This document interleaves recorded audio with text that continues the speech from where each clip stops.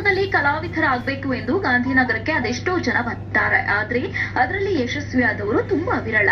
ಅದೇ ರೀತಿ ಧವನ್ ಸೋಹಾ ಅವರು ಕೂಡ ಚಿತ್ರರಂಗದಲ್ಲಿ ಕಲಾವಿದನಾಗಬೇಕು ಅಂತ ಕನಸು ಹೊತ್ತು ಚಾಮರಾಜನಗರ ಜಿಲ್ಲೆಯಿಂದ ಮಾಯಾನಗರಿಗೆ ಬಂದವರು. ಬೆಂಗಳೂರಿಗೆ ಬಂದಾಗ ಧವನ್ ಸೋಹಾ 20 ವರ್ಷದ ತರುಣ. ಧವನ್ ಮಾಡೆಲಿಂಗ್ ಕ್ಷೇತ್ರದಲ್ಲಿ mister Bengaluru 2012, prince of Karnataka 2013 ಪ್ರಶಸ್ತಿಯನ್ನ ಪಡೆದಿದ್ರು.